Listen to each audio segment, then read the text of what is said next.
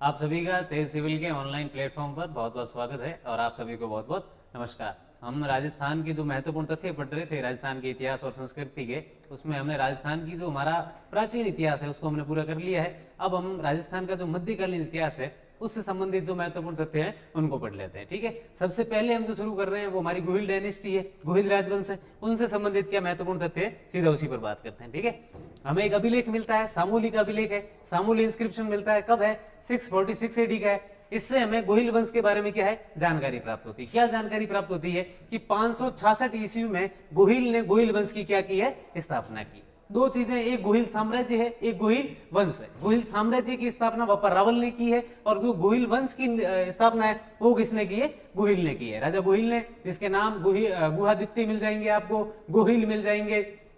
तो सामूलिक अभिलेख से हमें पता चलता है कि गोहिल वंश की जो स्थापना है वो किसने की है, राजा गोहिल ने की है। कब की है, 566 ईस्वी की। अच्छा, ये जो सामूलिक अभिलेख मिला है, सामूलिक गांव से हमें मिला है, किस समय का है, 646 ईस्वी का है। तो किसी राजा से भी संबंधित होगा। किस राजा से संबंधित है, तो गोहिल का 5वां वंशज है राजा शिलादित्य या फिर राजा सील। उनसे ये जो ये अभिलेख है ये इनके काल का है।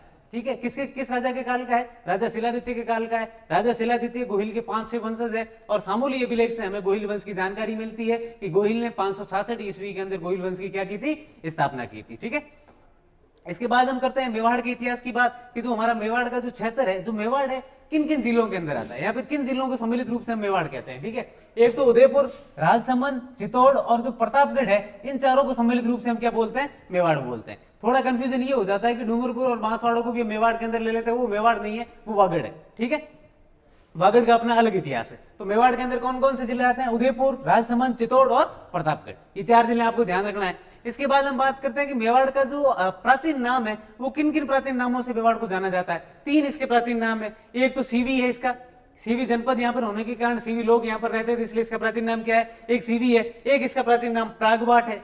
ठीक है, सीवी, प्रागबाट, और एक मेर जाति के यहाँ रहने के कारण इसका नाम क्या है, मेदपाट। 3 प्राचीन नाम है, सीवी, प्रागबाट और मेदपाट। ठीक है, 4 जिलों के अंदर मेवाड़ पड़ता है, उदयपुर, राजसमंद, चित्तौड़ और प्रतापगढ़। ठीक है, इसके बाद हम बात करते हैं कि बप्पा रावल के बारे में।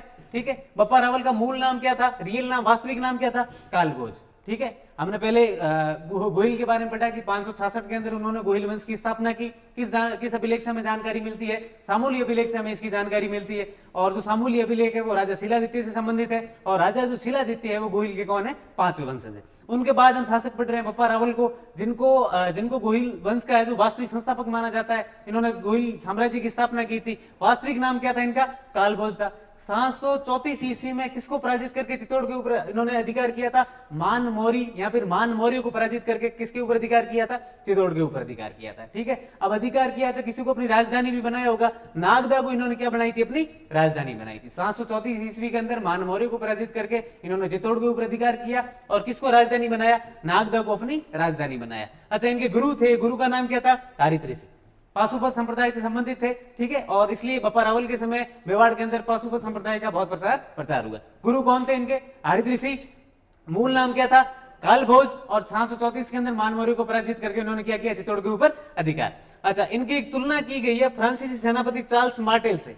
किससे की है, फ्रांसीसी सेनापति चार्ल्स मार्टेल से। किसने की है, सीवी वैद्य ने की है। चिंतामणि विनायक वैद्य हमारे महाराष्ट्र के इतिहासकार हुए, उन्होंने जो है चार्ल्स मार्टेल से तुलना किसकी की है, अपने बप्पा रावल की है। ठीक है, बप्पा रावल का हमें 115 ग्रेन का एक स्वर्ण सिक्का भी प्राप्त हुआ है, सोने का सिक्का भी प्राप्त हुआ है। तो इससे हमें यह जानकारी मिलती है कि मेवाड़ के अंदर सोने के सिक्के किसने चलाए थे, बप्पा रावल ने चलाए थे। ठीक है, इनकी 3 उपाधियां हैं, ये आपको ध्यान रखनी है। एक है हिंदुआ सूरज, एक है राजगुरु और एक है चकवे। चकवे यानी चारों दिशाओं का धनी। तो इनकी 3 उपाधियां कौन कौन सी है, हिंदुआ सूरज, राजगुरु और चकवे। ठीक है, आज की क्लास के अंदर इतना ही, बाकी पढ़ेंगे अपन अगली क्लास के अंदर।